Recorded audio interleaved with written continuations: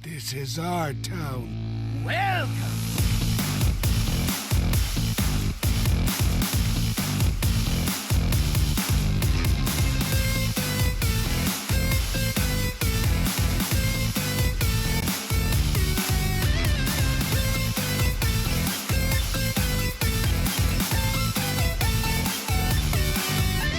What's up, everybody? Welcome to episode 207 of Value Town. I'm ChanmanV, and returning, joining us again is Raven. What's up, Raven? Hello, I'm good, thank you. A little bit tired, but I'm good overall. It's so late over there, so I appreciate you.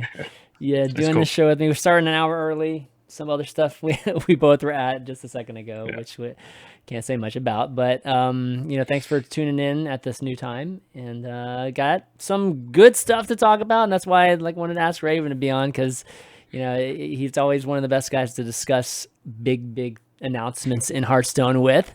And of course, we had the biggest one for at least 2019, the Year of the Dragon announcement, with everything that's going to be involved with it, or at least the beginnings of everything that we're going to be involved with it. And then, of course, we've got HCT Winter Champs, which just ended. Kind of the final element to it that nails or secures all the spots in the World Championships. So lots of interesting things and tiebreakers and all kinds of great things happening at the event. So we'll definitely spend some time there. Q&A at the end, as always. Be sure to send your questions in either via Twitch chat, or you can tweet it to ValueTownGG, and we'll be sure to read it out. All right, our week in Hearthstone.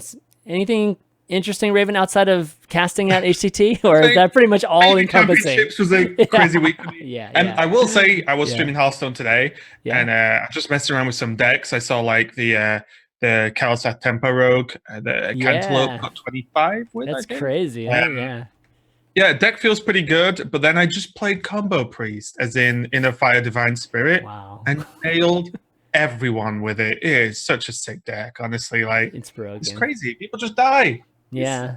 I mean, we saw it at HCT some too, right? But yeah, it's crazy how good it is. Wait, you're talking about the Wall Priest, right? Like that version no, like something literally. Different? So it's dragons, as in there's Dustbreaker, Twilight Drake. Oh yeah. Okay. But that is purely, it tops out at Grizzly. Really? Okay. Yeah. It's just it's like a combo. It's like a combo control combo. Combo priest. So it's literally, if you don't kill a minion that's on my board, you are dead next turn, because it runs like double silence. Obviously the divine spirits, inner fires, etc. Yeah. And it's just I was playing and I was trying all these different decks. I played Hunter, and everyone was playing the odd control mage, which nails Hunter to the wall. Oh god. Yeah. So I was like, oh, okay. So I played some Rogue just to test it. I was like, yeah, okay. But then people playing Wall Priest, and outside of 2 Vile Spines, you can't kill any of their other minions with that Rogue deck, which is a little bit annoying. Yeah. So I was like, you know what? I'm just going to play a deck that runs a silence and a massive OTK, and it worked. I went like 10-1 or something like this. Okay. Yeah, Priest is definitely super good right now. I actually ended up playing the Death Rattle Rogue for the first time. This kind of new one, the one with Big Rogue. Yeah, I mean, it's got all the mechanical whelps in it. Right. The Vanguard and the Devil Swords and stuff. Yeah, it's even got Deranged Doctor in it. It's like, I think this might be the first time I've ever played Deranged Doctor ever. Yeah. And as well as the Blight Nozzle Crawler. Actually, let me just show people what it is. I've never played either of those cards in another deck before, so this is the first time I've gotten a chance to play it. But it's super fun, though. It's crazy fun. It's definitely one of the funny things I feel at the moment. People are very, say bored or whatever with Hearthstone, because it's right before a rotation. Welcome to every content cycle of every game when it's near the end of the cycle. It's not news. But I will say, I don't think people are giving enough credit to how diverse this meta has been. It's like, I felt like I've played about 6 different archetypes in every single class except Warrior at this point. The amounts of decks you can play is ridiculous, to be completely honest. Yeah. And I keep seeing newish ones like this. Is like, it's kind of old and kind of new. The Death Rattle Rogue was a thing when Mechanical Whelp first came out, but it was a thing for like 5 minutes, and then people found Death Rattle Hunter and was like, oh, this just kicks ass. Like, yeah. And I mean, I didn't find this like digging through the bottom of the map. This was like tier 1. This is tier 1 on Aegis Replay right now. So, I'm definitely trying it out. I think the win rate is 53% on this thing. That's kind of why I did it. But got to enjoy Carnivorous Cube before it disappears on us, and decks like this just aren't the same without Cube and available. So I still stand that Carnivorous Cube may be the most well-designed card I have ever seen in Hearthstone, in my opinion. I just think it's led to so many sick decks, and the card isn't. I wouldn't say it's ever like stupidly OP. I feel like it's just a strong, interesting, fun card. Yeah. Myself. You just skipped our Q&A question, by the way. Oh, did I? Which was like, what is the most best designed card in Hearthstone? And I can pick a different one. I guess your answer is honestly, never read the questions until the end because I don't want to overthink about them. Right. It's the one part of the thing I've not read. It's all good. We'll get there. I'll at least tell mine when we get there. Okay. But yeah, I think Carnivorous Cube is great. The only issue with Carnivorous Cube in terms of OP, it has been the cards it combos with. Like the cheap Death Rattle enablers. That's the only issue. If they weren't so cheap, Carnivorous Cube would be pretty balanced actually. So that was been the issue, and they've had to nerf some of them. At least Warlock wise, they nerfed some of them. But in the end, it's still super crazy, especially with Hunter. Hunter still has their ability to trigger it. I definitely think it's on the tip of being too strong, but I think it's never gone there. Right? Because let's be honest, the OP thing about Q block was Skull of Manari and healing for 8 for 1 mana. Yeah, and play dead. I mean, like those. Yeah. Cards. Like those are the things dotted around that. And this card as a card, like look at it in Odd Worry, right? Yeah. Like that is just interesting. It's just what do you cube? When do you cube? What do you play on? Do you brawl with it? Do you not? The card's just friggin' cool, basically, and I think it's sick. Yeah. But yeah, that's kind of nutty. Definitely think so too. But we try this deck, guys. We'll do. I know we didn't do deck of the week last week, but we'll do it this week, and we'll do this one just so you guys can experience this with me as well. But yeah, so that's about. I haven't done too much with Hearthstone this week. It was more, just really reading up on all the Year of the Dragon stuff and getting excited for that, and watching HCT Winter Champs just because rooting for a bunch of friends there that were obviously in the mix. But do you have any just because I've not spoken to you, did you have any crazy thoughts on Specialist if we've got time for a show? Oh, Specialist? Yeah, so we demonstrated it last week. We had I had Nicolina and Sidonia play a series, just a best of 3 with it. And I mean, to be honest, before we actually demonstrated it, I thought that, it would, the more and more I kept talking about Specialist, the more and more I felt like it would be very cool. Like I was starting to buy into it, where initially I was a little bit worried, like in terms of what the meta would be like. If the meta ever settled with like a couple classes, then it would be super boring to watch. But assuming that the classes will be, or at least there'll be like 4 or 5 maybe relevant classes, then I'm more confident that, or at least 4 or 5 classes that have the ability to be diverse.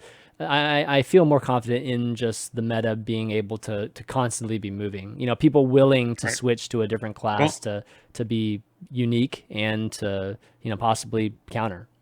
Right. Well, one thing I've seen a lot on Twitter the last few days is a lot of players saying, "Oh, Specialist sucks. It sucks. Blah blah blah blah." It might suck in this meta. It might. Right. Yeah. I haven't played it myself, but like you can't judge the format yet because all the crap stuff's going away soon, right? Yeah. It's like, Gen Baku, etc. Like, yeah, that's all disappearing. But from what I've seen of it, I honestly believe that if there's one deck that dominates, then someone will build a deck that beats it because you often just can in Hearthstone. You could, if you said you're bringing Manly Druid, and I'd be like, cool, I just make a deck that beats you because you can, right? You can do that, and then you create like and then someone will beat that deck, and then you go on almost Triforce of like meta.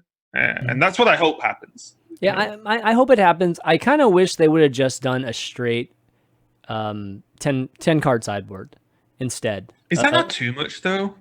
I mean, I still, I initially wanted to do something with that, but what they've done is not as flexible. Like you could, like in theory, you do have 10 different cards, but they're not, right? You only have 2 sets of 5 that are different, or 3 sets of 5, right? 3 sets of 5 that are different, and it can be, It can be weird. I There's feel like you can lean certain ways. I just feel like the problem with 10 is like you can literally go.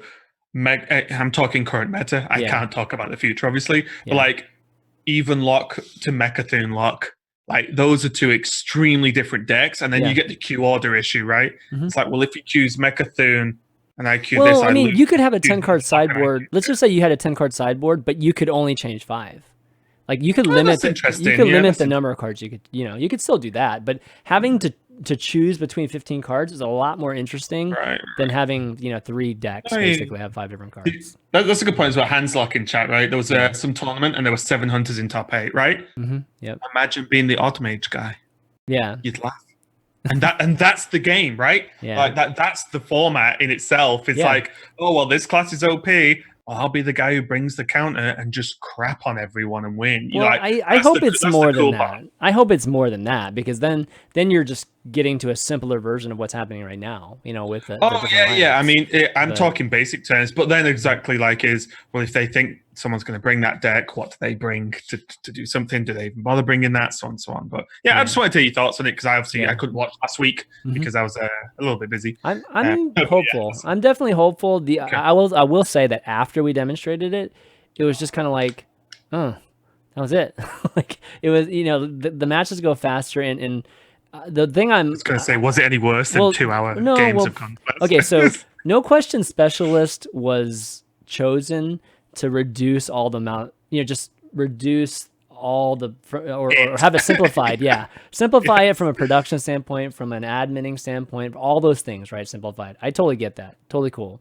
The only issue for me is that the whole unique element of it is this whole changing 5 cards, but you might not even see the 5 cards in the mat, in the games themselves. It might just end playing the same cards that you saw in the previous game, and then you just lose all of that. It's interesting. It's all in theory. A lot of my excitement is everything that goes on outside of the game.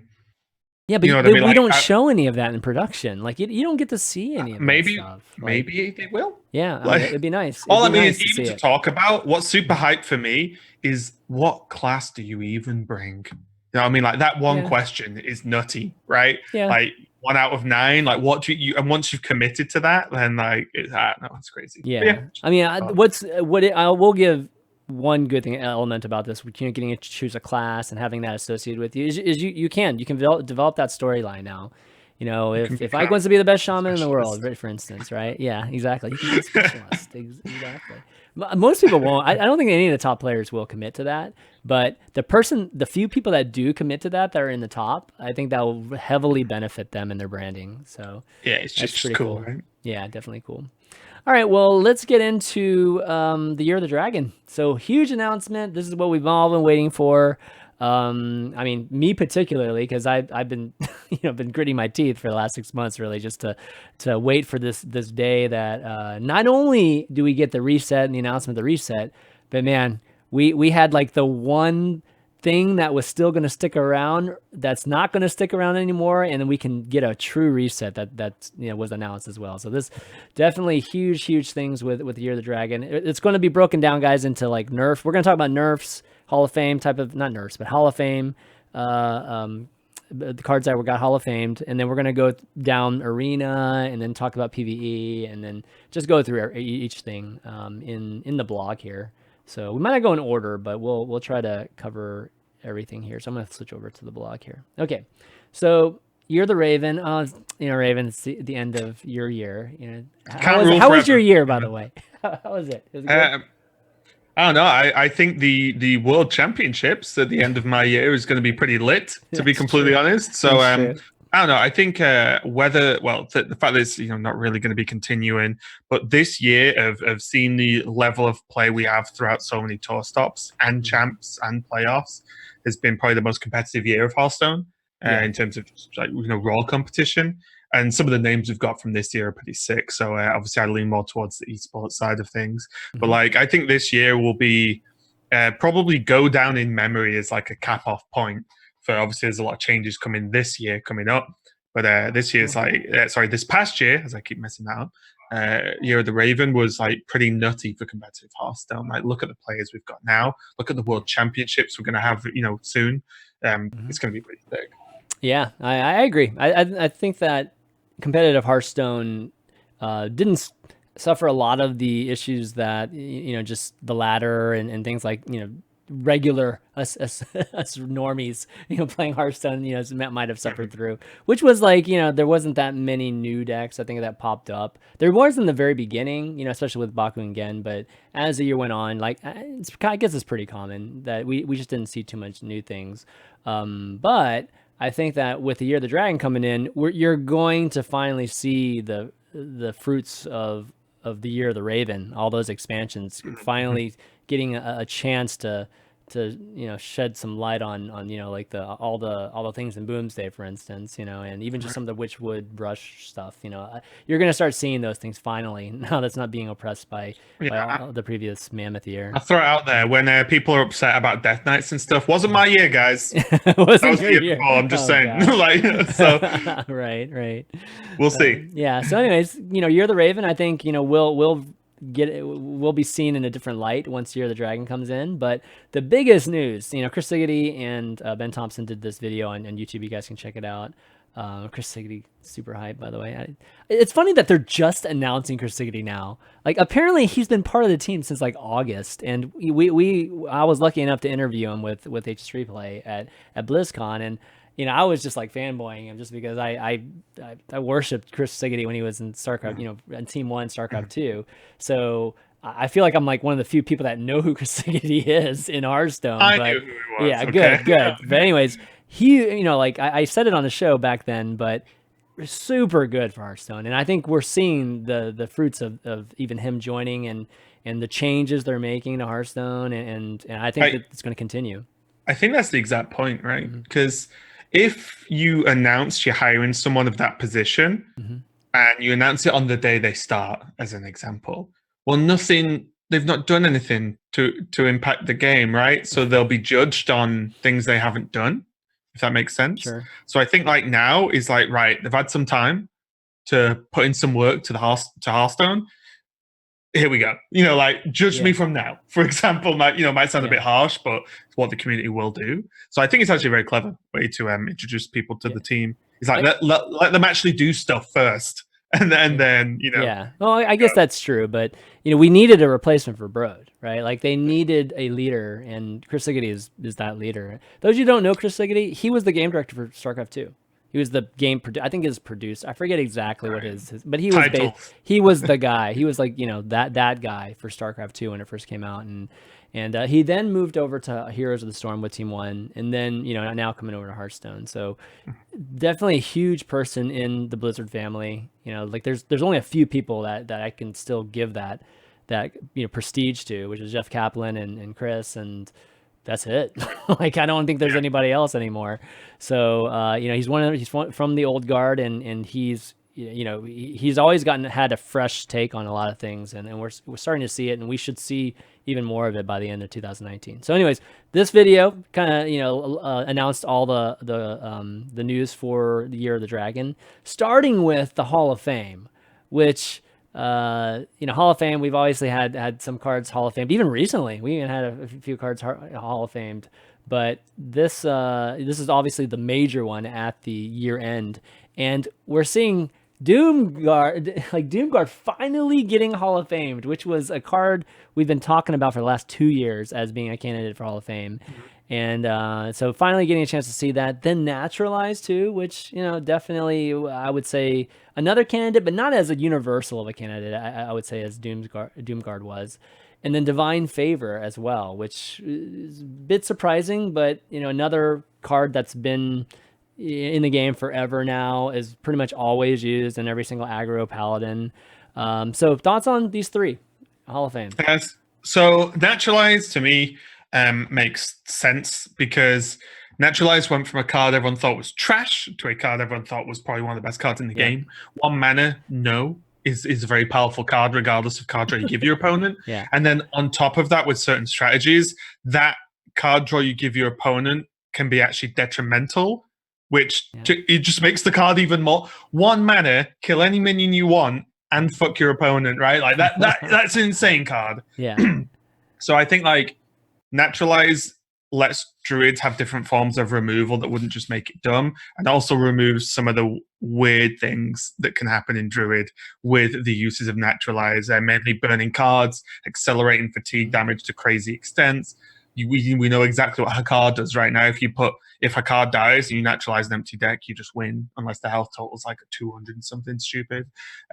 So like you know, it just removes that weird aspect of, well, this card should be good for my opponent sometimes, and it often just isn't, because the tempo swing you gain just from naturalize is insane. Look at the difference against even luck between having that against a giant and not. Yeah, win and loss, right? Well, I mean, they could also just run BGH as well, but it's so cheap though. Big difference between 1 mana and 5. Naturalize's price has always been crazy, and I mean, you know, in theory, it is balanced. I mean, giving 2 cards to your opponent is crazy. It's just in the current meta with the current. It's everything around. Yeah, it's just a weird time, and it's a good time to make an argument that Naturalize just shouldn't be in the game. So and Doomguard, I think it's been in the game forever. It's been good forever. It's you know, we just need to get rid of these cards at some point, and it's very powerful and can lead to extremely powerful strategies. And I think if this allows Warlock to have cool 5-drop demons or aggressive tools that aren't charged, which Blizzard obviously don't like anymore, then fine. And then Divine Favor, I think, is just a logical one, because it allows you to do. Divine Favor rewards you for, I will put in air quotes, playing badly. Bad. Yeah, right? I know what you mean. Like, I just play all my crap onto the board and then press this one card and I draw my deck, right? Like, that is, it's a problem card, especially if they want to release more aggressive tools for the game that Paladin can use. Like, they just can't, because then Divine Favor just makes the deck busted, right? So, I think it's really good, actually. What's interesting about it, oh, by the way, Naturalize, the Naturalize Hall of Fame, that was one that Sidonia predicted last week, by the way. Oh, really? It was so funny because he was talking about it on the show, and then all of the next day they Hall of Fame Naturalize. I predicted Doomguard last year. Yeah, me too. Me too. We all thought Doomguard would go away last year because of the, you know, just how strong Q-Block was and everything. But yeah, Divine Favor, you know, I just say it was just one of those that I just forgot. I just assumed that they would always have. And one thing about that is, you know, the card drawing for Paladin is going to be pretty interesting, because it's pretty much been like completely weighted on Divine Favor, I would say, to date. So I'm interested in finally seeing more, you know, Countesses and you know, like cards that are stupidly good and they just haven't been playing. And so I'm curious if they're going to be building more card cycling type of Paladin cards. I mean, they have Prismatic Lens. They got that very recently, right? Yeah, so, but that's 4 mana, draw 2 cards. Come on, like, that's pretty good. 4 mana, draw 2 cards is good.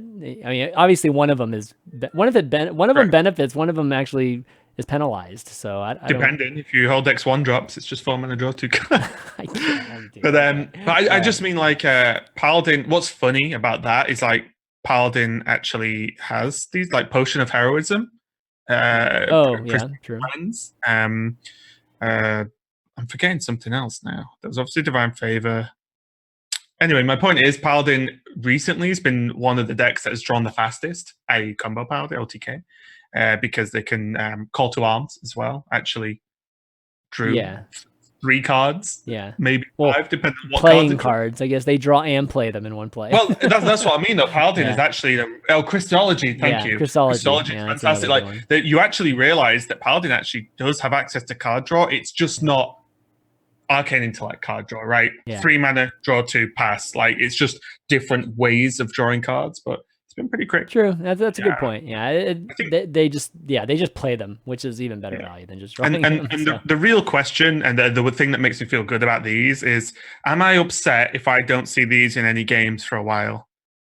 Not really. No. You know what I mean? I'm not. I actually feel good about this. Like, I'm not going to see cards that just annoy me. You know what I mean? More than anything else, I mean, right? if you wanted to, and another thing is, you wanted to bring the power level down of, you know, something like Odd Paladin at the time. You know, like, obviously Odd Paladin's going to be gone in a second, where we're going to discuss that. But even just aggressive Paladin, which has been in the meta for 2 years now, basically, or some form of it, then Divine Favor is the way to do it. Like, Divine Favor literally hurts aggro Paladin in the most impactful but also way. In a good way, right? Because it's just unfair. Yeah, right. Because also, to the other extent, right? Imagine playing aggro Paladin, And imagine the games you don't draw Divine Favor, you probably just lose. Yeah. Or you do draw it and you probably just win. Like, Yep. it's just dumb, both ways, right? It just feels bad. I don't think it. I never felt like that. I never felt like it was just like auto win if they land Divine Favor, but it was definitely a huge swing in win percentage if they landed Divine Favor, no question. Yeah. But okay, let's keep going because there's the two big ones. All right, the two big ones for me. I mean, those are big ones. Don't get me wrong. Huge things for Druid and for Doomguard. Oh, one last thing about Naturalize too is that. I think one thing they addressed, for I think all of these, which was really interesting, is Dean was on, or Ixar was on here a few weeks ago, and one of the questions we asked him was just does class identity matter to you? Is it important that each of these classes play a certain way? And Ixar said yeah, they are trying to define within themselves internally, design wise, trying to create these identities for the classes or trying to maintain some of the identities. And, one of the things for Druid is that they're not supposed to be good against giant minions, or they're not supposed to be good against wide boards, right, historically. And they had two cards basically that answered both of them: Naturalize and Spreading Plague. And those two cards, one of them had to go away because otherwise that's why they're both going away, right? Yeah. Plague goes away in rotation anyway. Right. So both of them are going to go away. So Druid's going to retain that weakness again. Same with Doomguard. Same with Doomguard, right? Like, I think the Doomguard thing is a cop out. They could have saved a lot of space on the website and just typed "we don't like charge" and then full stop, because it feels like. So what could have been Rush. While we like that minion combat is much part of Warlock's identity, it's restricted magic, want to acknowledge and embrace the class's weakness when they lose control of the board, blah blah blah, right? Doomguard creates weakness when you put it in a vacuum, right? You play one strong minion and lose two hand, and you have to tap and stuff, but Doomguard is minions on board, right? But they should have just said we don't like charge, so it's going away. They could have made a Rush. Would it be too strong of a Rush? Probably not. But I just don't think they just want a big powerful minion that impacts the board, right? Yeah, they just don't want to see it. I just feel like it's like it was a convoluted explanation to something that feels like a simple, obvious pay. Yeah, agreed. And same with the Divine Favor too. They basically made a similar type of that we shouldn't be able to card generate as much as a paladin. But anyways, getting to Baku and Gent. So Baku and Gent have been Hall of Famed, which is I've been crying for this just for months now. Like, this needed to happen for us to have this clean reset of Hearthstone come a month from now. And oh my God, they actually did it, which this says so much. This tells me a lot about the team right now, which is they're willing to basically backtrack on things that they did, this year. Hall of Faming early was not something they did. I mean, before this last half year, had they ever Hall of Famed anything early? No, right? Like, they've never done that before. So the fact that they're doing that now and, essentially admitting that it was wrong, like they shouldn't have made these cards so powerful, especially early on in the year, tells me a ton about Team 5 and what they're willing to do. And it's good. It's absolutely good. And for me, one, I didn't call this, but I called that this was going to be OP being the first expansion. It was a terrible decision, right? But I'm okay with Blizzard messing up if they'll fix it. Right. Me too. And they have. This. I think if they didn't even announce an expansion, they didn't announce any other rotation, they just said these two cards aren't in the game, everyone would be like, yes! Yeah, exactly. Just love it. That'd just be perfect. The game would be great again. So this is such a big deal, as you said, for one, just setting a precedent of they can do what they want, basically, which is awesome. But also, it's just the game becomes even more anew after rotation than it would do anyway, right? We lose all the expansions from the previous 2 years ago, but also getting rid of these two it's basically going to be old school Hearthstone again. This was super important, guys, because if we didn't get rid of Baku and Gen, all the decks would be Baku and Gen. Like, right now we see probably about 50% of the good decks are Baku and Gen. I think we would have been up to 70% of the good decks would have been Baku and Gen decks. And yeah, they might look a little different, a few different cards, but it's going to be the same. It's going to be a lot of this. It's just going to be odd and even decks, and they just didn't want to see that.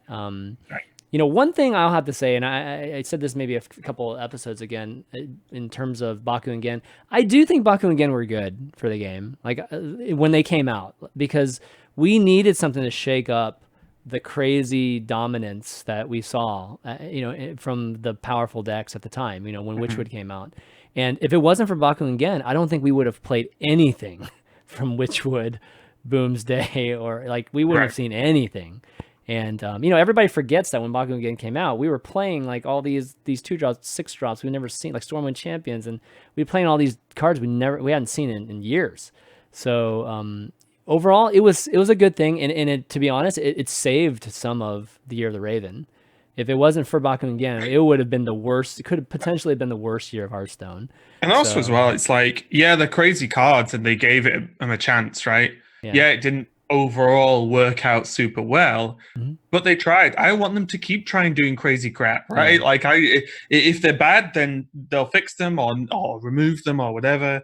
But like they should definitely keep trying, because they were nutty cards, like when you think about it, and that's just fine, because I don't want them to be like, oh, this crazy thing we tried didn't work and wasn't well received. We'll never try anything crazy again. It's like, no. Well, Year of the Mammoth was nutty, so like you had to do something nutty to even make a splash or make any kind of ripple in that. So that's what this was, and I'm thankful they actually did it. But now I'm obviously thankful that they're resetting it, and we can actually get this is going to be the best. Like the clean slate. I'm so excited about clean slate Hearthstone. That's what we're going to be especially seeing. when they don't include Death Knights either. No odd and even decks and no Death Knights. Nothing from Ungoro either. So think about Hearthstone right now with just those things gone, right? Yeah. Oh my goodness, it's gonna be so sick. True. Okay, so with the Baku and Gen Hall of Fame, we're actually going to see these 4 cards as well. Basically be Hall of Fame, because they have the requirement of odd and even. And Black Hat, most recently, I think we've seen some Black Hat, but obviously the Merc Spark Eel was a big component of the even Shaman. So even Shaman no more. So hopefully we see some good stuff for Shaman, please, man. We hardly knew you. Yeah, Glitter Moth. That's just a feels bad. This is the card. At least Kibler played Odd Druid at one point. He did play that a few. I think it was not this playoffs, the playoffs before. He was playing Odd Druid, but Glitter Moth. I have never seen that. I played this card on the first day, and that's the only time I played it. I don't think I've ever played this card. So, yeah. Anyways, those cards are going away as well. So basically, you get a crap ton of free dust, because this is all double refunded dust too. Yep. So you get even more bang for your buck in terms of dusting any of these cards. So keep hold of them now if you've got them. Wait till after, because you'll be in for a nice dust boost. These are there's 2 epics, two epics, a rare, a common, and these legendaries, right? Like, so yeah, you're going to be able to buy like any legendary you want, probably, so that's going to be pretty nice. But so big changes incoming. Again, I feel like with the 2 balance changes we saw in the last 2 months, and then now these Hall of Fames, it sounds like that this is not like necessarily an anomaly. Obviously, they're not going to make changes if they don't feel like they need to, but for sure they're going to make changes quicker. Like I think moving forward, which is awesome. Also, bear in mind with the new esports format, they almost have to. Yeah, that's true. If there is one deck that's just too powerful, like literally you cannot beat it, that's true. Then they have to. They have to, right? I find that hard. I feel like there's always going to be, this is the interesting part about the whole specialist thing, right? Because sure, you can make this crazy awesome, awesome deck, but there's never been a crazy awesome deck that hasn't had a kryptonite to it. And I'm talking pre-nerf 5-mana spreading plague era, right? Like I'm talking like that druid with UI, the wild growth and all that done early, and pre-nerf spreading plague at 5 mana. Like that was just the deck to play, right? Yeah. But these are odd circumstances. Hopefully it doesn't happen. But if we get to a weird point, then I'm pretty sure they'll jump on it. Yeah. No, which is good. You gotta have that fail safe in case mistakes are made. So okay, well the next part that I guess we'll just go down the blog. I think it's probably the easiest thing. Next thing is the PvE. So the single player experience is going to be it's going to be like a combination of what we've seen with Dungeon Run and the old solo adventures, you know, like with the Naxxramas, you know, having the 4 wings and all that good stuff. So pretty interesting that they're bringing that back, or at least that style where you get the first wing free and then you buy the remaining ones and unlocking the other ones. So you know, I guess they're not linked to cards though. Yeah, they're not linked to cards, so there's no paywall, you know, for actual, you know, set cards that you know, like Lich King or like some of the, you know, in Naxxramas there were multiples, right? But but still, you know, it's still structured the same way. Do you like that? Do you like the old solo adventures type of format, or do you like more of what they did with Dungeon Run? I like the Dungeon Run more because I didn't have to play it. And like that probably makes me sound like a terrible wow, you're such a ladder snob, dude. The problem is, well, I'm pure competitive, and the problem is, like, don't get me wrong, I got Arthur's, for example, so I like cleared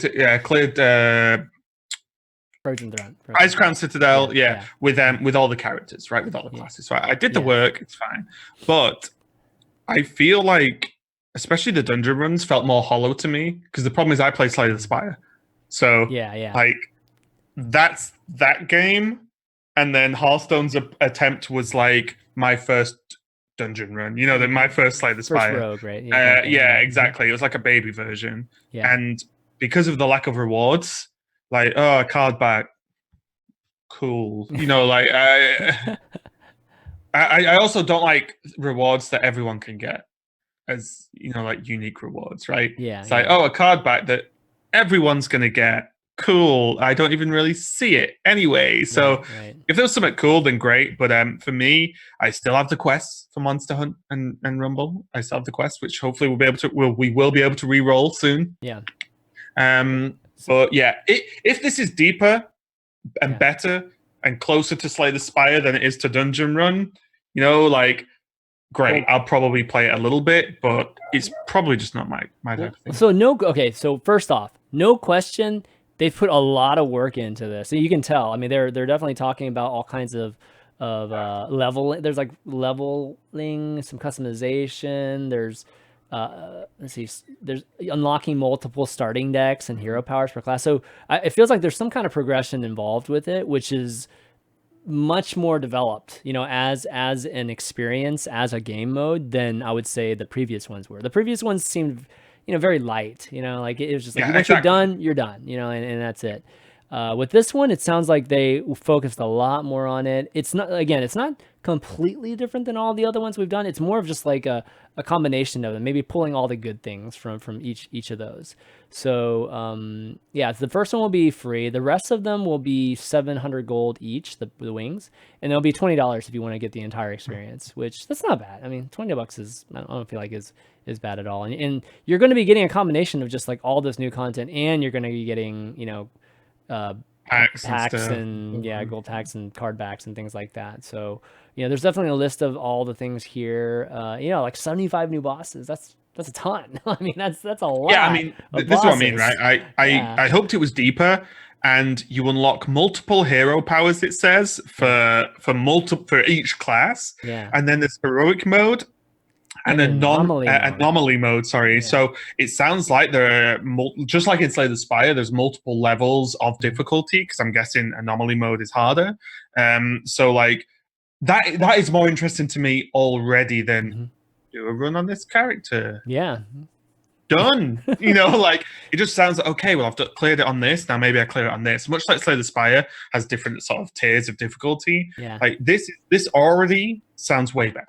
Than previous. Already. I agree. They just need to do away with card packs. I don't care about card packs at all. So like, you want to give them to me, but don't include that as an actual reward. Please. I almost wish you could choose your card back choice was what you saw on your opponent's side, because at least you get to see it then. You know, because you never get to see your own. You never see your own. There's no vanity element to it at all. It's super weird. It's like, heroes skins much better reward than even in like deck collection. You don't see the card back, right? I know, so you select the deck and stuff. Like it's really stupid. Like Literally, the only time I ever realized like what card back I'm doing is when I'm flipping through the catalog. No. The highest point is opening packs. That's literally Oh, the card back okay. simulator. I guess that's Yeah. true. Yeah. Yeah, that's it. Yeah, literally. Okay. Well, anyways, PvE sounds like they're, putting focus on it, which I'm not sure how I feel about it, to be honest. Like, I think that it makes sense, I think, business wise to do it. And, like there's they could really take this PvE stuff to the next level and do something completely new, never done before. What they're doing right now with dungeon runs and the rogue thing, like you said, it's like a mini version of like Slay the Spire. What somebody that commits an entire game to doing is what I'd like to do is just have them introduce something completely new. I want to see a freaking raid, dude. I want to see a raid boss, and we're all using cards to kill like a dragon and stuff like that. That's what I want to see. Multiplayer. I will say the at Gamescom for HGG finals 2 years ago, it was the Tavern Brawl versus Arthas. Oh, I remember that. Yeah, the high damage, like you saw what damage you did, right? And right. Like compared to everybody else, like in the world or whatever. Like that was just fucking cool. Yeah, and that was that was more of a, it was like a community thing. Yeah, it was a community thing. That's the sort of cool stuff I want to see, because that would be well, you could do it with your friends. I mean, there'd actually be socialization in Hearthstone. Holy crap, that'd be amazing. Yeah, so if they go that direction, then dude, I'm all for putting resources into this, all the solo adventure PvE stuff. But if they don't, then man, I want some tournament mode, man. I want resources on that. How sick would co-op be? But true co-op instead of like 2 people both sides of the board. It's like one board, 2 people on one side, enemy boss on the other. No, just break the existing, limitations and structure of play and create a brand new one. You know what I mean? Like show something completely new. And because everything that we've seen so far is still within the dynamics of two sides of the board, and it's working within those confines. When the day I see them build something that's completely different, then I will be super excited about just the potential that what they can do. So yeah, it's cool. It's definitely great. It's it's great to see potential in them really, utilizing Hearthstone as an IP, and just as a game, like maybe expanding it even further. But there's still a lot of work to be done, in the existing formats, which takes us to the arena experience, which arena got a great change, man. Like basically what they announced with arena is that twice every expansion, they're going to be, rotating out sets and adding new ones into the card pool. So you're going to see a very fresh arena pool throughout the entire year. And do you remember the many times I've suggested this? Yes. So limited form. This is basically limited format. Like arena is getting a limited format, which is amazing, awesome. Now, if we could just compete doing it in some way, that would be the next step. If I could even just play you, Raven, if I could just do a match with you with your arena deck and my arena deck, that's all I'm asking for. If you can do that, we can do a ton of things. We can do a ton of things for the community if they allow that. It's the biggest problem for me with this announcement. One, I've been pushing this idea for over a year now, I think. Great idea, makes sense, keeps arena fresh, right? Yeah. Because the problem with arena, once you've learned it, once the expansion comes out and it's been learnt, you know what the tier list is, you just do it, right? Boom, there's the game. Boring. With this, it mixes it up twice, I think 2 to 3 times in expansion life. The sets change, which is fucking awesome, right? Yeah. My problem is still, who cares? Because there's nothing to play for. It's still just your 12 wins, right? Like that's my frustration. I think it's cool, but I still won't play arena because of this, because there's no point in my view, right? I don't love arena, and outside of getting some more packs and getting my post 12 win screenshots that no one cares about, then why isn't there like a cool leaderboard style? Why isn't there, tournament? As you said, why can't you challenge a friend? Like they're not done. Yeah. It's great, but it won't help me, unfortunately. The second you can challenge people or something, dude, anything. Then I'm involved again. You know what I mean? Oh, it's not involved. Like if they allow us to challenge a friend, it becomes the new esport. Like in my opinion, it becomes the format to play. Yeah. So it's honestly, that close. Like, this is fantastic for people who even remotely like Arena. The problem is I just don't. I wish I did, but I just don't. But the second it becomes competitive, yeah, it's on, man. Totally. I would like Arena more than every other person in the world if it became competitive like that. So I could be switched very easily, but this is just a great beginning to show that Arena isn't the same as it was 4 years ago. Because up until now, it more or less is. It's a great first step, and if this continues throughout the year and they continue to build on this, fantastic. They just need to unlock it. It's not even building on it. Just unlock Arena. Like allow us to do stuff with Arena, because if you did, you would find Arena represents playing Hearthstone to me. You know, in the most fundamental way. You know, like I think the best players would an arena format that's limited, I feel like would show off the best Hearthstone players, you know, from an overall standpoint better than what we have right now. The players are amazing in HCT, don't get me wrong. You know, standard, you know, is at least something that allows us to get there. But Arena, I feel like, you know, people adapting, people actually building the decks like right then and there, and then you know, not having that crazy prep for a single deck, it represents Hearthstone to me in more of a natural way. So I would love for this to be, you know, what the or what HCT would be built on, you know, in terms of 2020, Chanman. It might have to be 2020. yeah. But anyways, this is still exciting. The fact that they're doing a limited anything is like super cool. So, you know, really excited for the Arena community, and I actually might play Arena a bit more too, just because of it. But you're right, the rewards I think need to change too. At least something that you know, another change, not just to the format, but to the external things, I think is necessary as well. We'll put it this way: I have less Arena wins than probably everyone in chat. Yeah. Right? I'm not even joking. I have a stupidly low amount of Arena wins because I just don't play.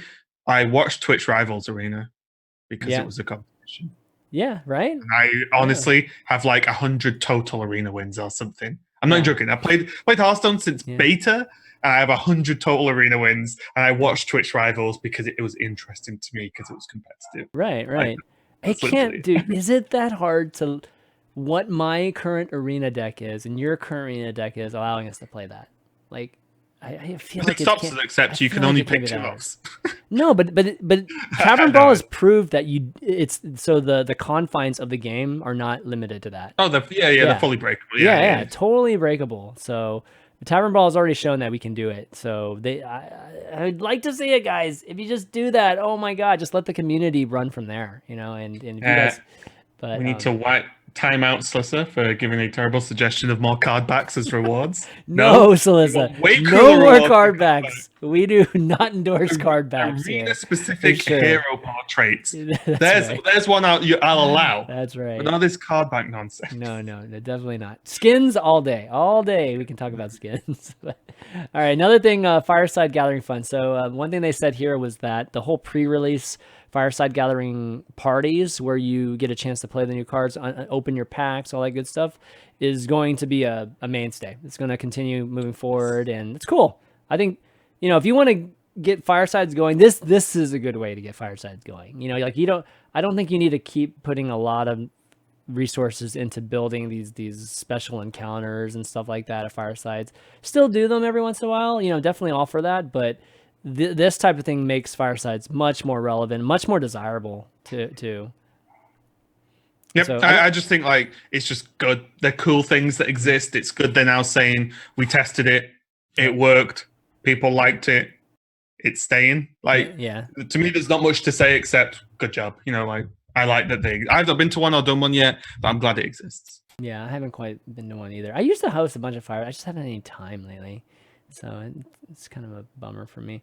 Let's see, feedback, not feedback. Oh, rerolling. Okay, so a lot of quality of life type of thing. Quality of life type of changes too, which a lot of people have been asking for. Rerolling legendary quests, finally. This comes second only to get Baku and Gen rotating. This is the second best thing ever announced. Are you serious? Dude, I've got all my fucking It's not quite that crazy for me. I have Monster Hunt. Just play the Monster Hunt. No, just do my it. time is precious, Chanman. I need to read up on stuff. You've never been to a fight. That's not okay. Liz is lying now. She's been to my fireside, but she won my fireside tournament, I think. So, anyways, yeah, re-rolling. If you can finally re-roll these quests, and these are like the Monster Hunt quests, and you know the quests that usually try to get you to play the new content, the new expansion.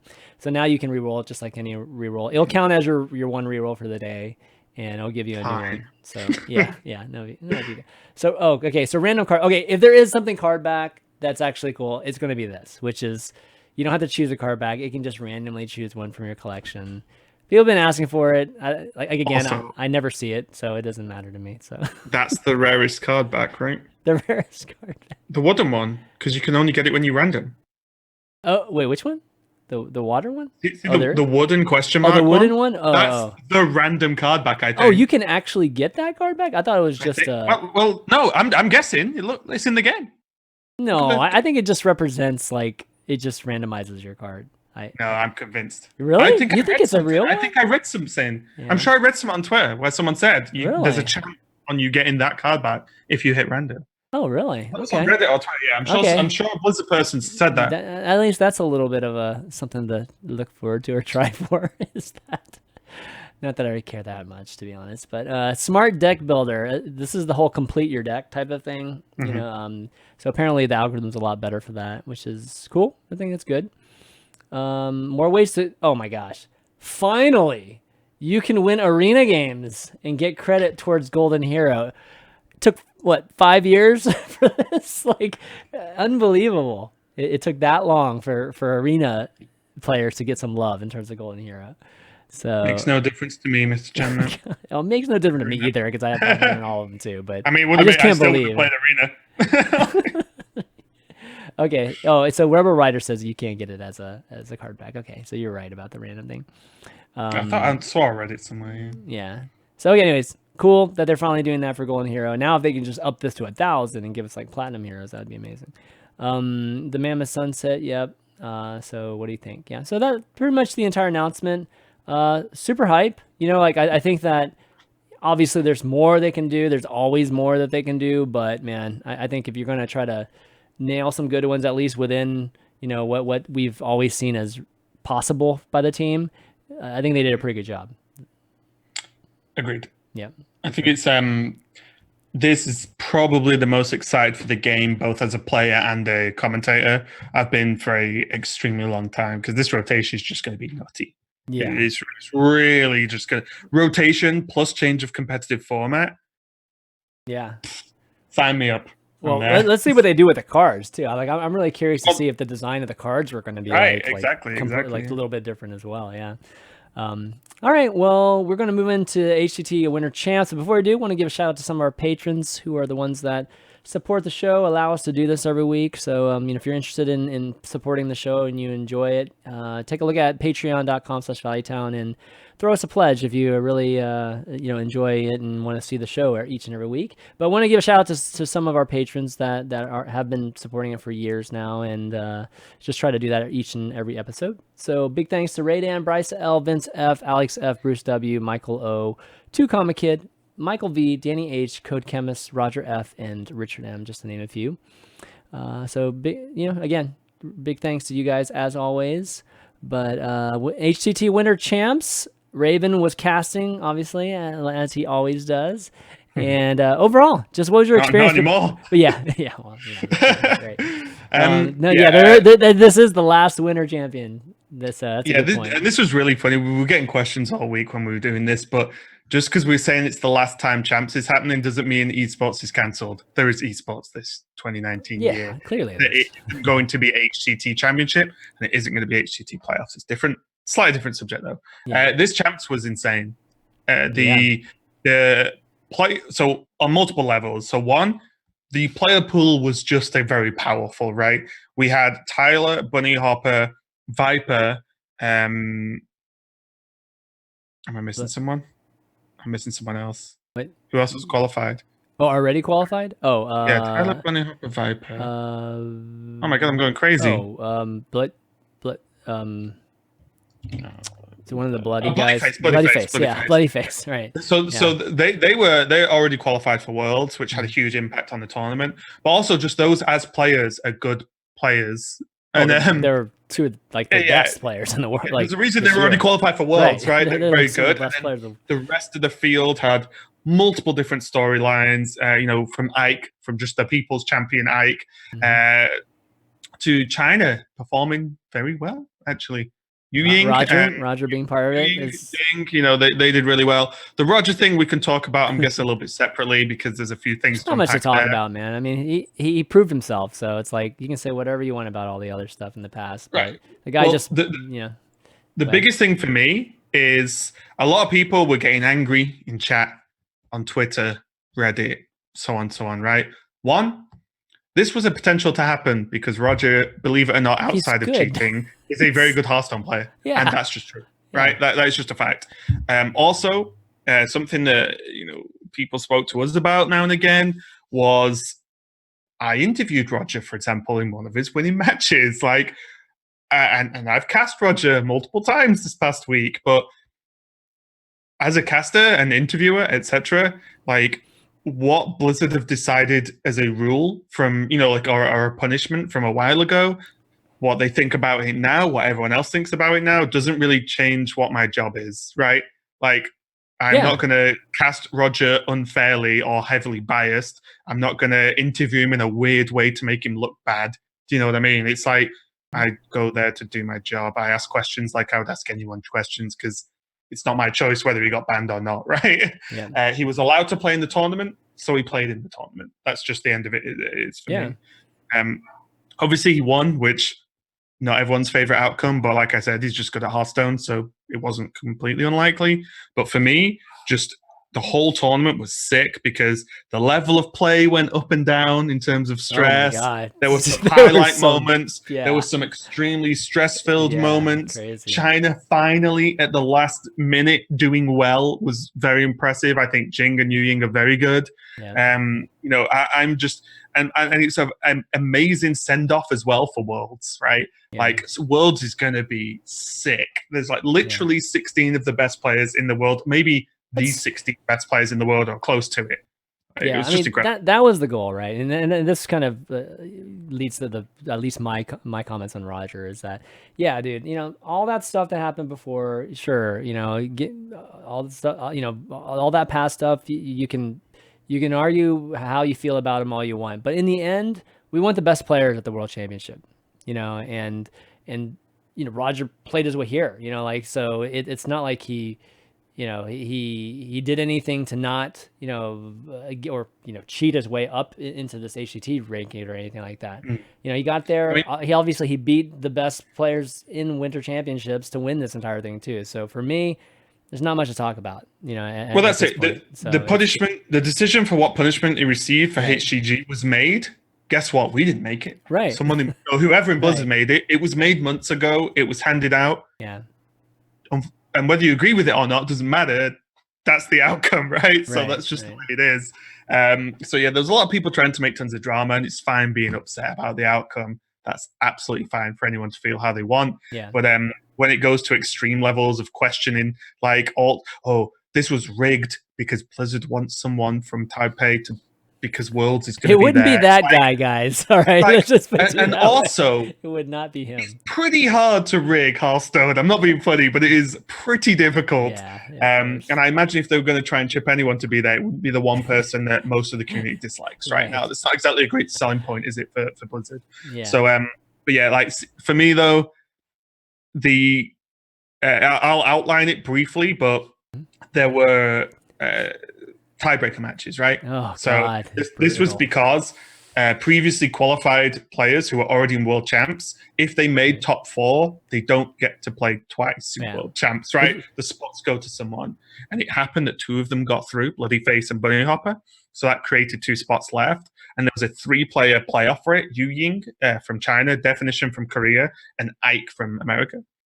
And Ike's road was spicy. He was unfavored. He lost his first match. You effectively had to lose. He wasn't just unfavored.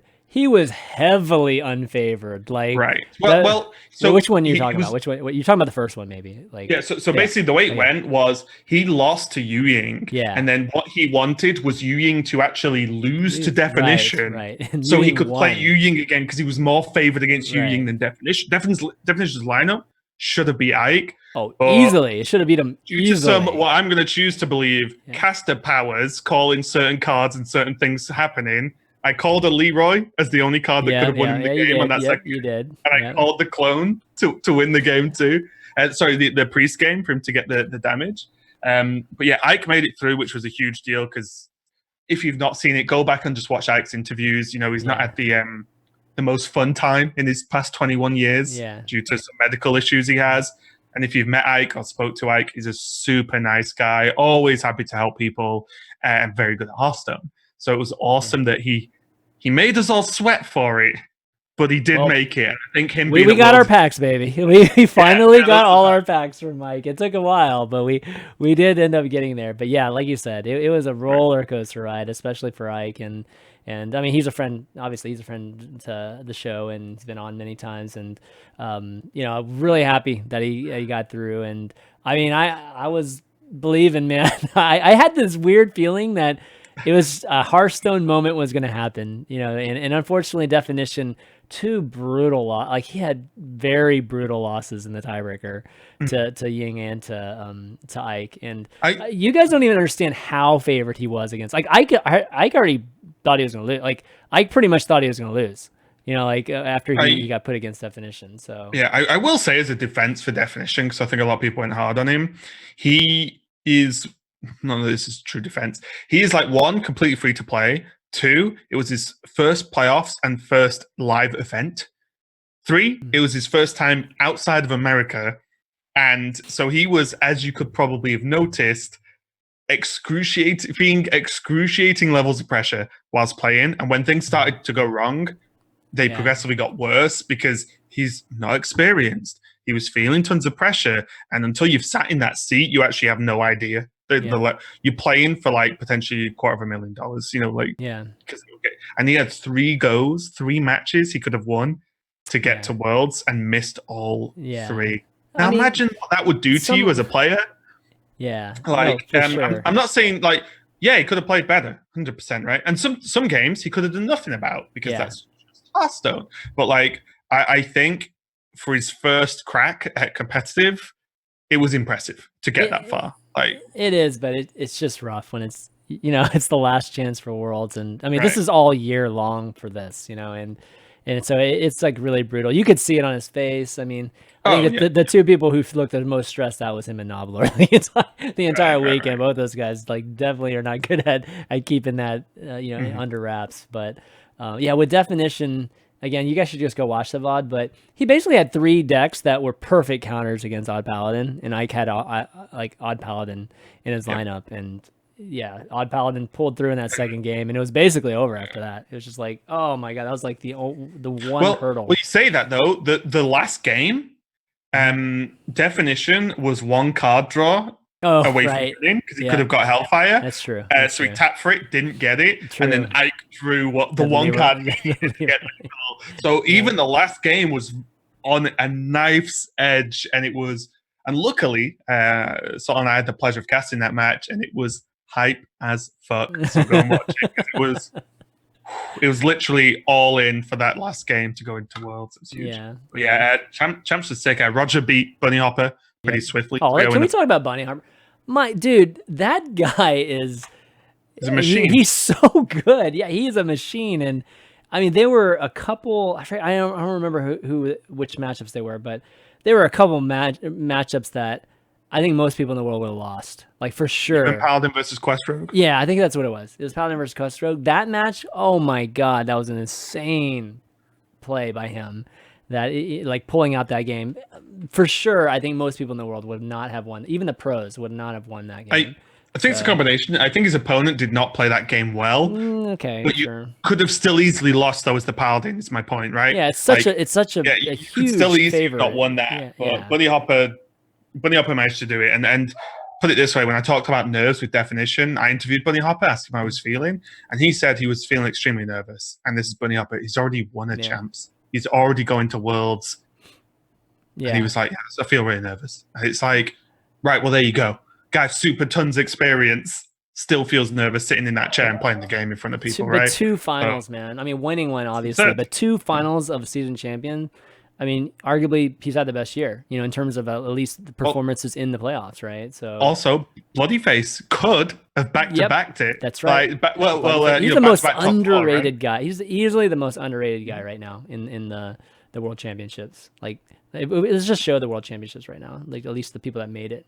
Right. Yeah. I mean, this guy right here. Look at the list. Easily so most underrated. Blood Trails 1, 2. I think those two, the Blood Brothers, basically are super underrated, like crazy. And then just a side note, while you've got this up, actually, Shouty, best player potentially in the world, he's going to be there for China. Yeah. Hunter Race, best player in Europe. Muzzy, potentially best player in America, and then there's Tyler, who's the bottom 4 of the 4 points earners. Yeah. And because the only thing I feel that's rough about the points earners is we often don't see them all year, and then they just rock up at Worlds. Tyler's had a crazy 2 months. But so like give him 2 months to focus on this. It's going to be much different. Like you said, Hunter Race and Muzzy, I have to say, like they haven't been hot. You know what I mean? Like I would say Muzzy's been super consistent as he always is, but he just never got hot this year. Right. Hunter Race was hot early, but he hasn't been that hot like in the later parts of the year. Yeah, so. I mean, Hunter Race has been taking a lot of time off recently as well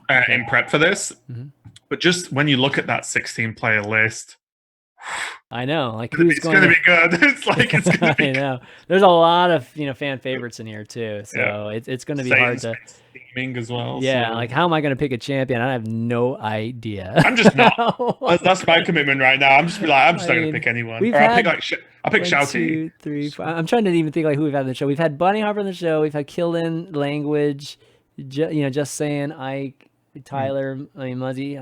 I don't think we haven't had an RA, so even just like who's been on the show, it's like, oh my god, it's like it's impossible to actually choose. Yeah. So, do you think a Chinese player or Taiwanese player will win this year? Because they're home court, all right, home stage. I think Shouty is very scary. Put it this way: we interview every single player at Champs separately on their own, and a good chunk of them thought that Shouty is the best player in the world. One of those people was Bunny Hopper. So when Bunny Hopper's saying something, it's like, yeah, I think Shouty is just the best player in the world. That's it. So I think if China are ever going to win, there's your guy. You're looking at the bottom there because he is scary and has the utmost respect from all of the players that you think are good. You know what I mean? So that's when you should be afraid of someone, or at least keep an eye on them. Well, it's all about your lineup in the end. You know what I mean? I think that's going to be the thing that determines a lot of the result is just who ends up anticipating the meta the best. And I mean, that's true of all events, but this is the World Championships. So these players are all super good when it comes to playing the decks.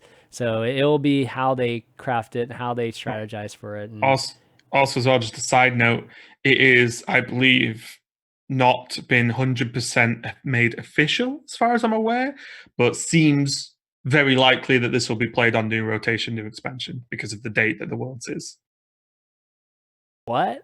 Wow. Well, if you compare to previous expansion release dates, look at it. It's the end of April. Normally it's the end of March or beginning of April. An expansion comes out, right? But that's like 3 weeks into the expansion. That's like nothing. Holy shit. A whole year on 3 week meta? That's crazy. Oh, it's going to be so sick. Oh my God. So what that says, guys, I don't know if that's official, but I've just read up on stuff based on previous release times of expansions and rotations versus the date of Worlds. I think Salissa's right. It's 2 weeks because I have to submit like a week. Oh, is it 2? Okay. Probably, right? So I'm wondering... Well, what that says, guys, is that whoever has the best support team is probably going to have an advantage. It's going to be a corridor creeper thing all over again, isn't it? Yeah. Oh my God. Who finds the corridor creeper of this expansion and just crush Worlds? Yeah. All right. Who has the best practice team? You think, or who do you think has the best support team? Is it the Tempestorm group? Is it the Ike group? Well, the problem is who creates what group, right? I think Ike, Zalay is definitely a scary combo with the people they know. Yeah. But the problem is, say like America, Galleon and all right? those guys. Yeah. Yeah. Well, who helps Saiyan? Who helps Bloodyface? Who helps Ike? Who helps Muzzy? Do they all practice together?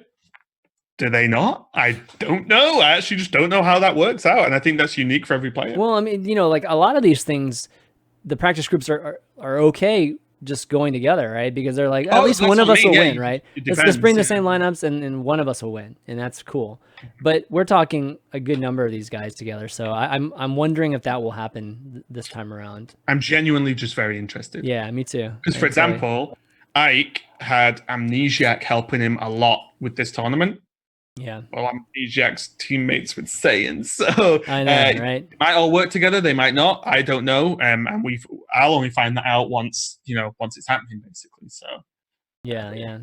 Who's Bunny usually play with? He plays with ball control, Pheno. Oh, that's who Bunny plays with? I didn't realize he practices with a lot of the time. Yeah. Oh, that's a good group of guys too.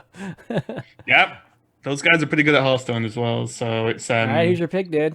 I mean, we still got 2 months, so yeah, or at least give me a bit. Give me a bit. I right now, because I probably can't pick out of, say, the European and American guys. I honestly might just pick Shao T because I think you would, given how much you've hyped him. Like, yeah, I think I might pick Shao T because I don't want to pick between the Americas and Europe players. So. Yeah. You're gonna pick you're just not gonna go with either. Right. Wow. Okay. Well, the problem is, like, I'd love to pick. I love Casper. I love Tyler. I love Ike. Like, I think Saiyan's a god. I picked Language Hacker when he won last champs. Like, I hung out. I was literally flying back home with Bunny Hopper the other day. It's like I don't know who to say, so I might just go with Shouty and be like, I'm picking none of you. Yeah, I don't know. I don't even know how to pick. Like, I mean, I feel like I need some more information, like somewhere, right, to be able to pick between these guys. You need the script. But I don't need a script, but I need at least to see what the rotation is going to look like, and then see which guy I actually think will adjust the quickest to it. Because if it was a week, like if you had a rotation and then somebody had to come up with something like in a week, then I would probably say that, Muzzy or Ike or somebody like that, is going to come up with something quick. I just need Surrender back in the pool so I can just make an easy pick. Yeah, that's true. You Surrender. Well, I don't know what happened to Surrender this year. He just didn't have a great year. Also, as well, to note, 0 Koreans for, I think, the first time in Worlds ever. That's for Hearthstone. So that's a big deal. Yeah, no, absolutely. All right, well, congrats to these 16 players, and it's going to be the best Worlds I think we've ever had. I mean, at least in terms of play, just the quality of play. Like we're gonna have a phenomenal all-star. All-star maybe not from the standpoint of everybody knows them, but definitely these are arguably the 16 best. I think the 16 best players made it here. I am not unhappy with any particular person. Like who else could have been here? I mean, Doc could have been here. Doc Rivius. Who else could have been here that didn't make it? But Doc didn't do well at the playoffs. Like he. So if Tyler would have if Tyler would have qualified, Doc would have gotten in, right? Yeah. I know he was. Is there anybody missing? Tom's not here. It depends who and how you rate, right? So Tom's just not going to be world champion again for 2 years, so he can't do it. Pavel the same. Well, Pavel, I guess it's Pavel. Okay, exactly. Pavel lives his own. Pavel's probably playing his own world championship somewhere. Yeah. But I don't know. Honestly, looking at the list, I am just happy with this list. I think it's sick. Like the only name I feel is honestly missed is a Korean representative because I just feel like the Korean players historically have done very well. Look at the likes of Surrender, for example. But Definition couldn't make it happen. So so let's look at Pheno, but Pheno didn't perform well in the playoffs. Like that's the unfortunate part. I think the only player, and I'd have to check, that I think has put out consistency is I would be upset if Faeli went through from this champs. I think Faeli's had an absolutely exceptional year. That's a good point. Yeah, Faeli is arguably in the top 16. And then also, to be completely honest, Casey has had a very it felt like we saw Casey in every single top 8 of every single toss that we ever saw. Right, top 8, but not top 4. Right, but he never broke that top 4. But he also practiced with a lot of people. He gave Tyler his lineup to qualify for playoffs, etc. So I think like if you make me pick a couple of names that could be there but aren't, I would pick those two. But outside of that, I mean, this list is just so sick that whatever. I mean, this You know, list, I'm not happy watching these guys. This list consisted of a lot of folks that did well at the other playoffs as well.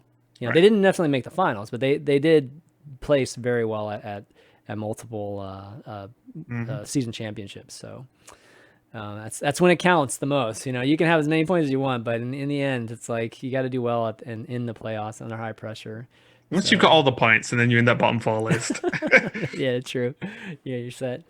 All right. Well, you know, going to be excited for that. We've got a little bit of waiting period, but so I think the most brutal time is going to be in the next few weeks. Like when we wait for the reset, when we wait for everything. Hopefully, the announcements will start to come out soon. You know, in terms of the new expansion, which probably means I need to do a streamer showdown soon because I can't do streamer showdowns once the expansions come out for like weeks. So we'll probably be doing one in the near future. One of these days we need to have you on it, dude. It'd be fun. Yeah, I think didn't we talk about the last one or whatever, but I just couldn't make it for some reason. There's something that happened. Yeah, for sure. So we need to figure that out. That'd be good. But why don't we do some Q&A? And if you guys have any questions, go ahead and you can just put your questions in Twitch chat, or you can tweet them at ValueTownGG. You can follow us too there as well. But we do have a question from our resident question asker, Ahmeden. What are the most well-designed cards? Which, you know, you said Keylock earlier. And his opinion is Mass Hysteria, Super Collider, Defile, Doomsayer, and Mojo Master Zihi. So for me, I agree with Defile. Yeah, Defile's pretty cool. I like Defile. Defile's sweet. Yeah, it definitely requires, you know, like board setup and math and all kinds of really interesting card mechanics, right? I would say for me, it's always been Wild Pyro. I think Wild Pyro is still one of their best, like well-designed, well-powered.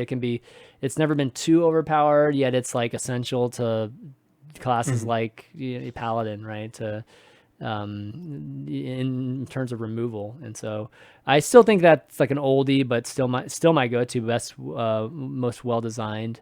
If I'm trying to think of some more, let me think of my some old more. one is? Which one? High main. High. Not been nerfed. It's just a strong card. Just it's a strong card. I've honestly never thought High main's felt overpowered when your opponent can't answer it, but that's not a fair way to judge a card, is it? My opponent doesn't have cards. Any card's good. But High main, I think, is that perfect level of it's strong, feels good to play, but it isn't just I play this and I've won the game. Right, because honestly, it's not like that. Look at cards like Sat, Freezing Trap, even Valspine Slayer, etc. There are cards there, Polymorph, that can deal with it quite easily. But like High main just feels like that good hunter card where you're like, yeah, down goes High main, I've got a chance, you know. No, that's true. That's true. I tend to like veer towards the old cards because they're still around. You know, like if they haven't, especially if they haven't been nerfed. If they're old cards that haven't been nerfed, then it's probably saying something inherently, right? That I'm trying to think of any of the others. I mean, I think Northshire Cleric's really good. Like well designed there. I mean, there's definitely cost reward to it and crazy value if you do it right, comboed with stuff. Twilight Drake post nerf, not pre nerf, because pre nerf was filthy. What was pre? I don't even remember what. Its attack and health was equal to the card count. I don't even remember that. Okay, dude, that was so long. Yeah. Hell. Oh my god, that card was so busted. You'd just be like, 4 mana. That was like one of the original 4 mana 7/7s at one point. Yeah, yeah. So I feel like a rogue card. Is there a rogue card that's good? No. Cabal Shadow Priest for Priest. Cabal Shadow Priest. That's a good card. Yeah, it's pretty solid. I mean, I don't want to say Auctioneer. Auctioneer. Mountain Giant. Okay, yeah, Mountain Giant's pretty good. That's been a cool card, especially when you remove Even Lock, right? So you're not doing turn 3 things anymore once rotation happens. Yeah, Mountain Giant's good. You know, it's like Faceless Manipulator there. How has that card never been nerfed but never been open? Faceless? That's because Faceless has. I think it clearly has a. I mean, it has a tempo disadvantage, right? Like it's great value. It's always been an amazing value card, but.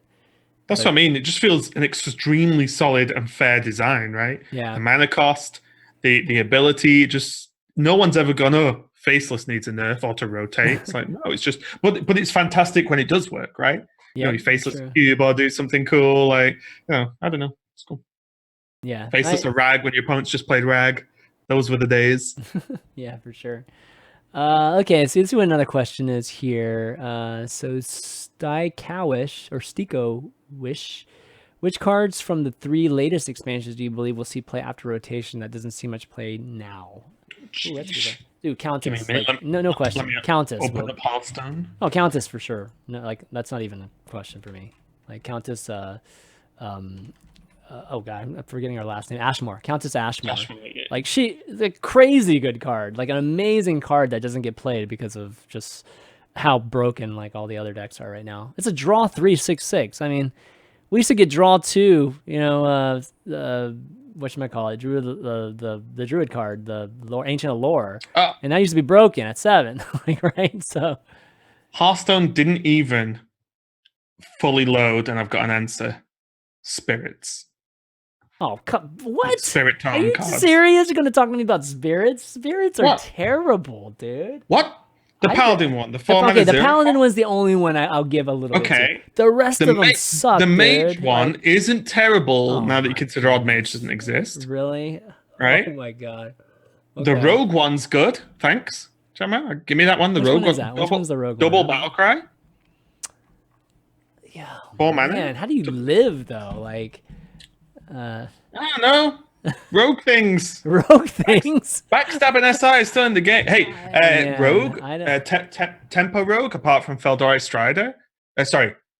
Pirate Tempo Rogue, apart from Feldori Strider, loses nothing this expansion.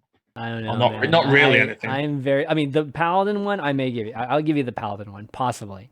But the other ones, I think are like, they're just Shaman? The Shame one's good. No, definitely not the Shame one. I've played a lot with that card, dude. That was the core of aggro Shaman. Oh man, you zap. I don't know unless Rock Biter into like unless there's like a lot of more support for it. Just like, but right now, I mean, I definitely can't say much until I see the new expansion. But right now, I mean, I still feel like the spirits were a fail on their end. Okay. But the Loas, I think some of the Loas could be played. Like or just even Craggy. Some people are talking about the Warbear. The Warbear is super good. That's not being played. Wait, what Warbear? The Warbear, the Armani Warbear. Oh, you can't say that's not played. It was literally in Champs. Was it? In Death Metal Hunter. Yeah, 100,000%. Oh, maybe it was. Oh my god, yeah, totally. I mean, it's not played a ton though, right? Like it was only like I a actually couple liked lineups. it for a long time in Death Metal Hunter. But I mean, no questions. I mean, it's like one of the best cards in the arena. So it's clearly a super good card. Oh, okay. So and even just some of the like Undertaker and some of those cards as well. I think that some of those will get played too.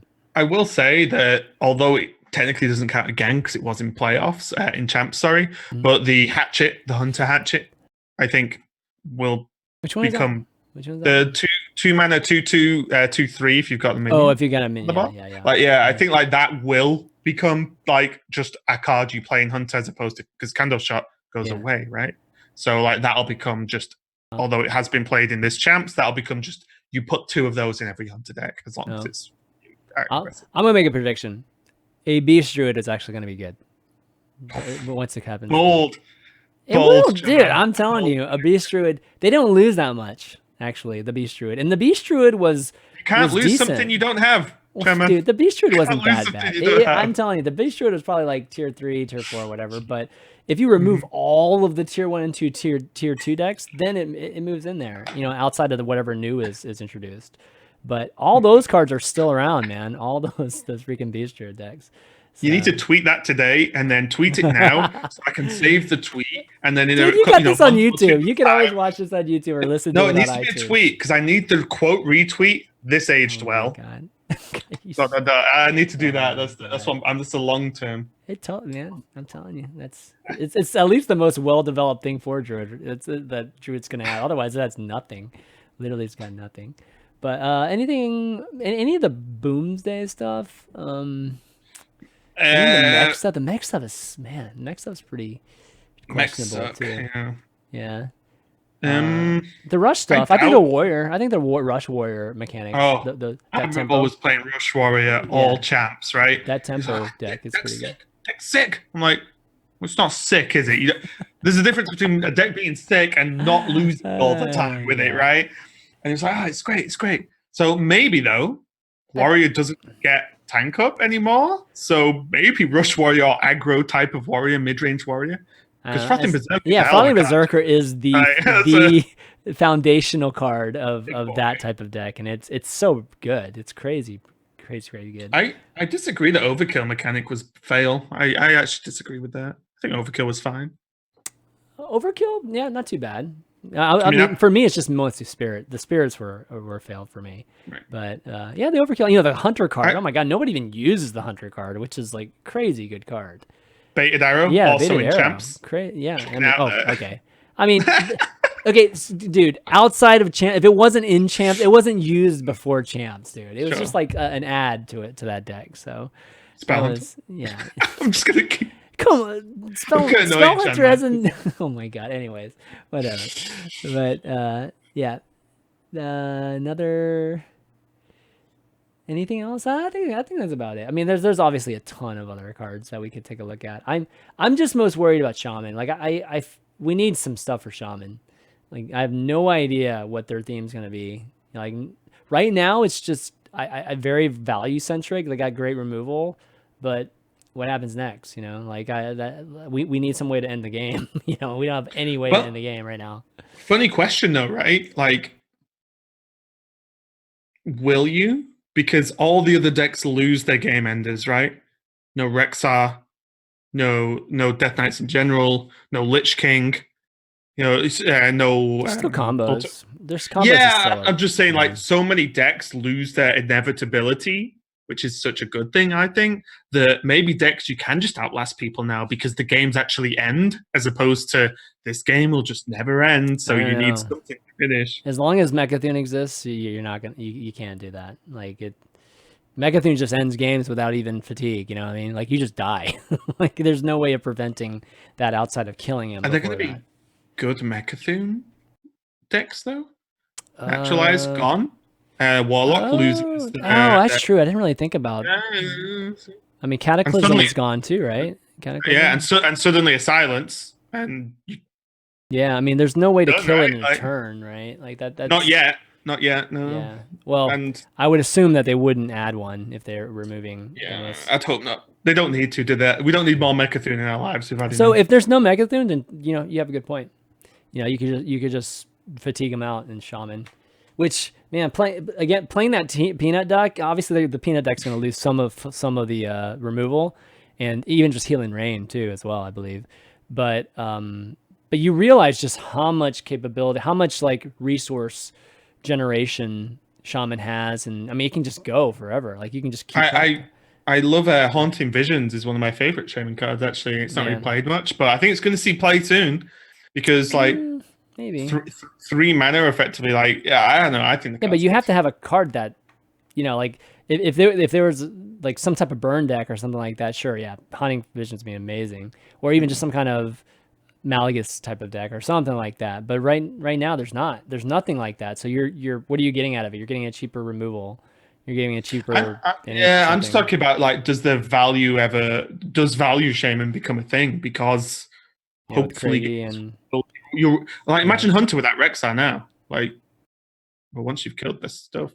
Yeah, but dude, Rexar. Yeah, well, you know what I'm saying though, right? I know what you're saying, but spells, like if they're not damage spells, they don't do anything to win the game. Like for the most part, you know what I mean? Like it's Rexar creates minions and they're gonna kill you like forever, or whatever. But in terms of that's the big difference between Hagatha and Rexar is Hagatha creates spells and spells don't generally generate minions. There's only like a couple cards that generate minions, and it's just tougher.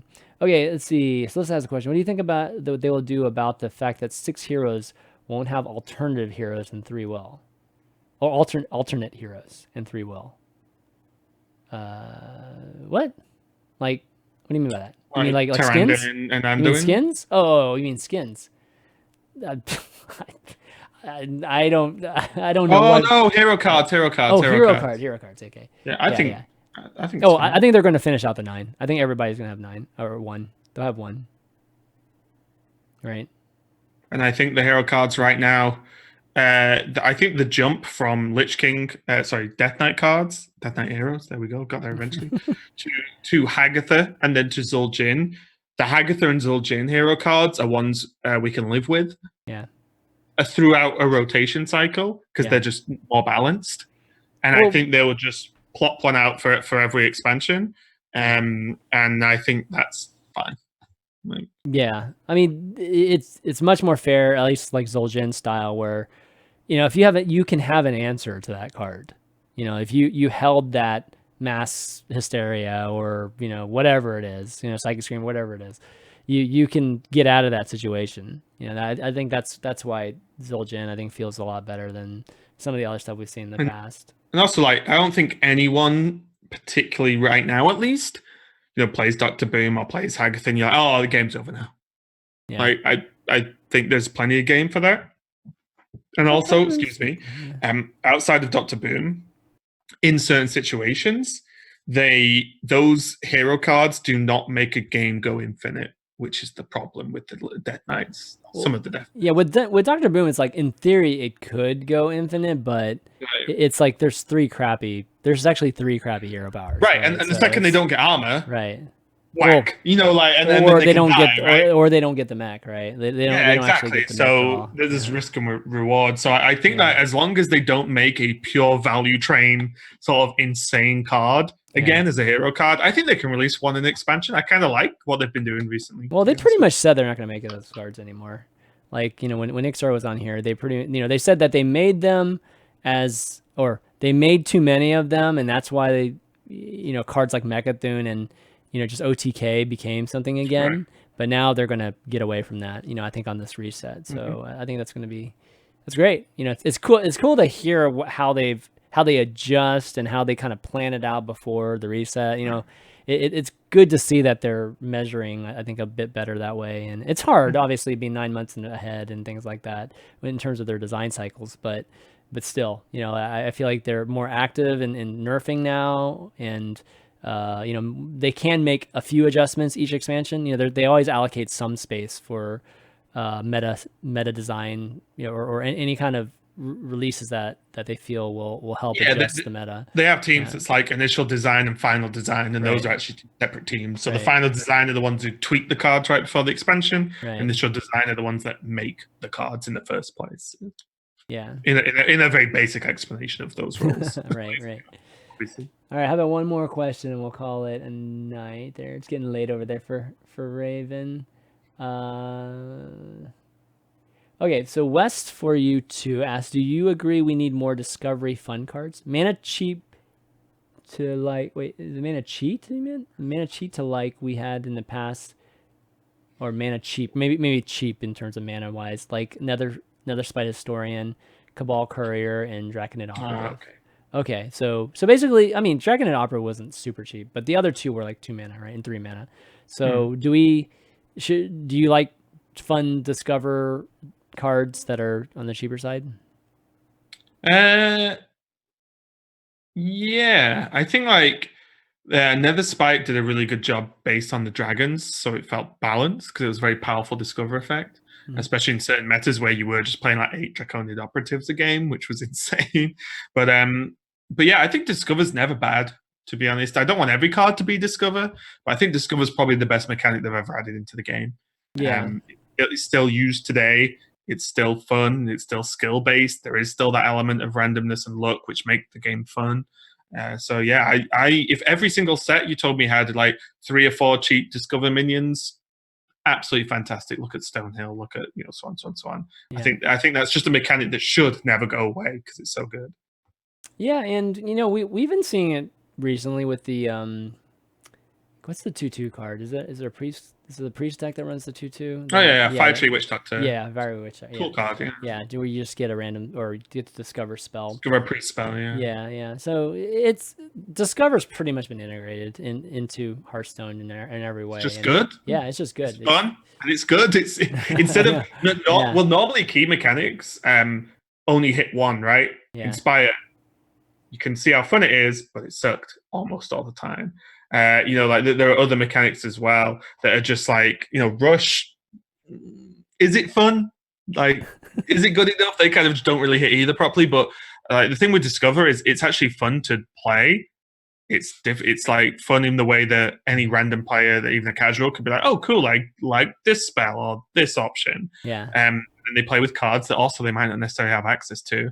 But also as well, Discover's just good. It's just I mean, it's just like it's like drawing 3 cards. Sound thing. Yeah. It's like play a card, draw a card. Yeah. That's just good card game stuff. Like any card that recycles itself is naturally decent at worst. Yeah, no, absolutely.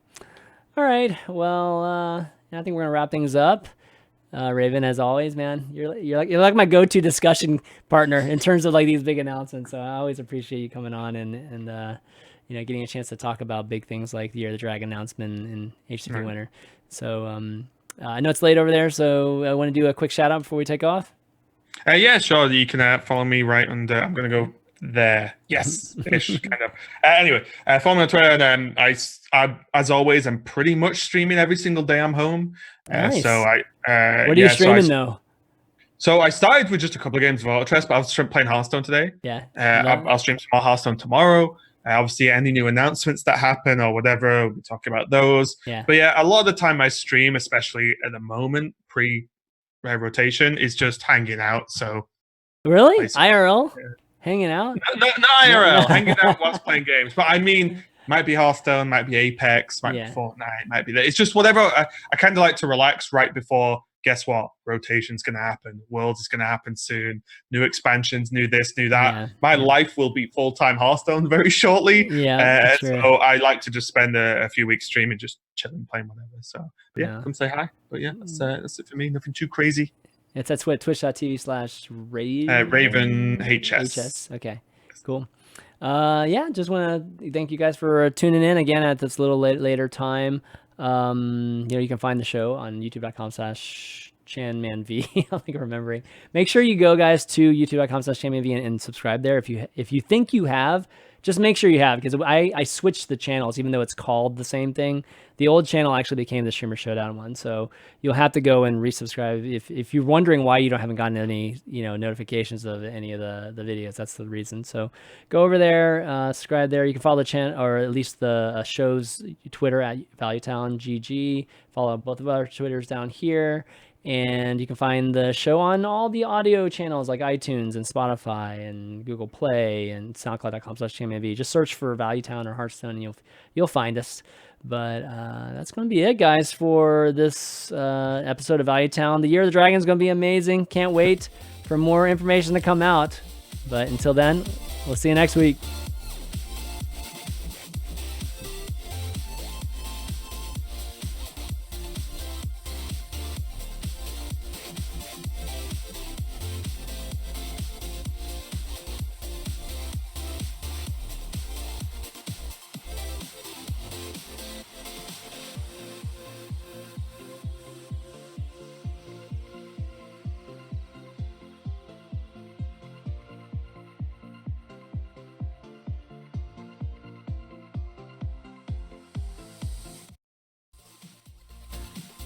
All right, gonna make this a really quick post show, so I'm gonna switch this over.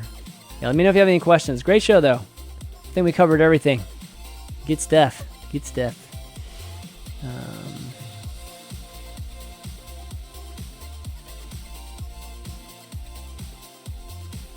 Where is Olo? This is right.